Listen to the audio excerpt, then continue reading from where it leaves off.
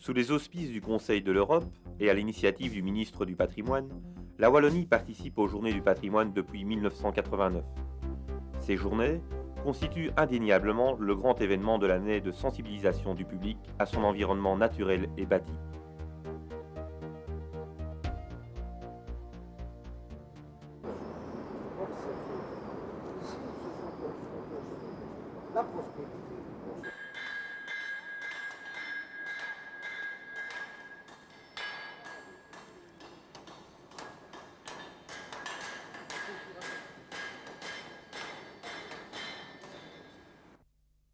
Parallèlement au programme classique, 1994 a vu la mise à l'honneur du patrimoine industriel et social.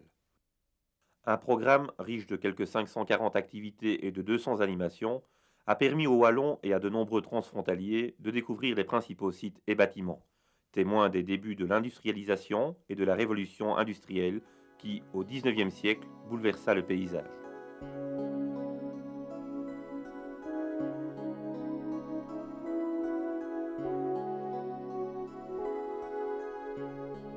Ça fait que vous, comment dirais-je, vous êtes d'abord un petit peu mis sur le dos comme ça, et alors ultérieurement le chapeau passe comme ça.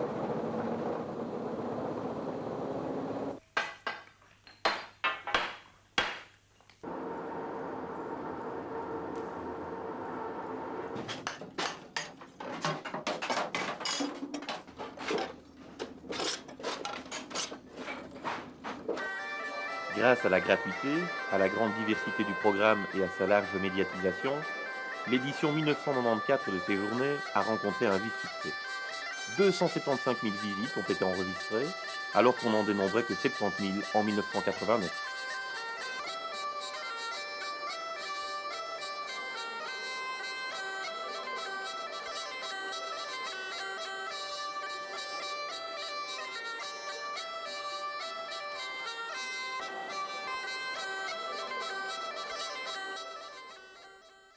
Eh bien, écoutez, pour la première fois, donc en 1994, on a tenu à remercier les organisateurs locaux des Journées du patrimoine, donc qui ont travaillé, eux, bénévolement tout le week-end, les 9, 10 et 11, je dirais, puisque le 9, nous avions déjà l'inauguration au musée d'industrie, et on les a reçus aujourd'hui à Charleroi, et on les a fait visiter, on leur a fait visiter 4 sites, 2 le matin, 2 l'après-midi, 4 sites industriels exceptionnels. On est ravis puisqu'on a plus de 200 organisateurs qui sont là, et je pense qu'on renouvellera cette opération l'année prochaine. La suite logique, c'est que d'ici un mois, tout simplement, ils recevront leur formulaire de participation pour 1995, et donc on espère bien qu'avant la fin du mois de mars, on ait ces participations. Eh bien, moi, je suis ici parce que je suis avant tout conservateur d'un musée Armand Pellegrin au Pélissam à Illessines, maintenant du nom de l'entité.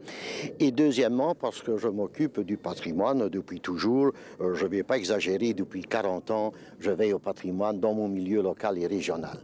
Ce qui m'a poussé à cela, c'est tout simplement parce que je suis un ancien instituteur, devenu chef d'école et directeur des écoles, et donc mon milieu m'a passionné et est à défendre. Pendant la journée du patrimoine, nous avons donc présenté le musée Armand Pellegrin au public, où là, nous avons eu pour ces journées plus de 850 visites. Ce fut une réussite pour nous. Dès qu'il s'agit de préparer la journée du patrimoine, premièrement, dès le mois de mars déjà, lorsqu'on est contacté, on prépare les promenades, les visites de l'entité, n'est-ce pas, aller voir les monuments, etc. Et ça se fait au niveau du cercle d'histoire et de recherche qui travaille autour de moi, à la maison des jeunes, avec des jeunes et des plus âgés. On fait appel aux associations et nous avons besoin d'être aidés par tout le monde. Et je dirais bien que c'est un peu un de mes principaux objectifs de faire appel aux associations et parvenir à réaliser. Lors des journées du patrimoine des 10 et 11 septembre derniers, 542 organisations et 200 activités connexes, 275 000 visite. Le thème de cette année européenne du patrimoine n'est bien entendu pas étranger à ce succès qui nous a tous agréablement surpris. Le thème du patrimoine industriel et social, j'y insiste, nous a permis de mettre en évidence les liens étroits qui relie notre patrimoine à la vie des gens. Pour l'année prochaine, nous avons donc décidé de choisir un thème qui permette lui aussi de mettre en évidence cette relation presque organique entre le citoyen et le patrimoine, considéré à la fois comme un produit de culture et comme un creuset de socialisation des personnes. Il s'agit du patrimoine civil public. Ce concept recouvre, bien entendu, les hôtels de ville, les maisons communales, mais aussi les palais et cours de justice, les écoles, les marchés couverts, les perrons, les piloris et tous les édifices qui sont l'expression de notre organisation sociale, de notre vie en société. L'année 1995 est placée sous le signe des droits de l'homme. À cette occasion, et toujours parallèlement au programme classique, les organisateurs sont déjà encouragés à développer et à illustrer la notion de citoyenneté, responsable de son cadre de vie. Des beffrois aux remparts, aux hôtels de ville, aux hospices civils, aux hôpitaux, aux académies, aux universités, aux musées ou aux dépôts d'archives, en passant par les bourses et marchés, les monuments commémoratifs, les théâtres ou les cinémas, les parcs, places et jardins, les postes, les gares ou encore les lavoirs, les fontaines, les pouhons, vous aurez accès à des centaines de monuments et sites. Le patrimoine civil public fait partie de notre environnement proche, de notre histoire.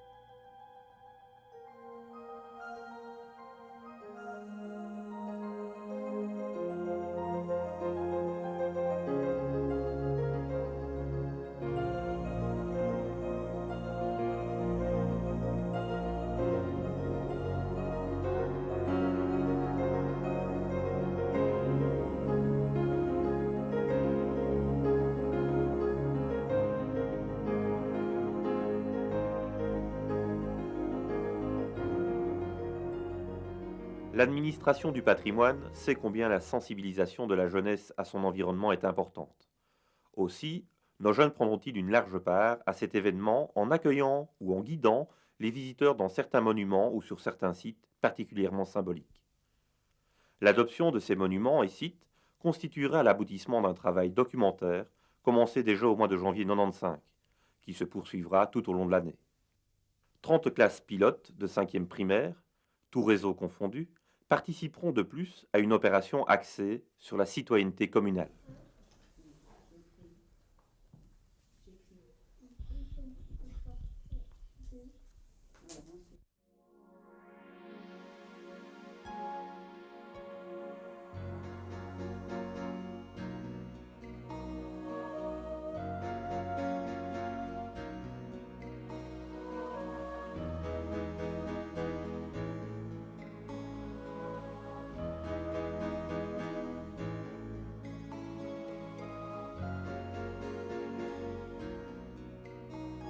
Les samedis 9 et dimanche 10 septembre 1995, pour la 7e fois, notre patrimoine wallon sera mis en valeur dans un esprit de fête et de convivialité. Pouvoirs publics, enseignants, responsables de mouvements associatifs et propriétaires privés se préparent déjà à la réussite des Journées du patrimoine.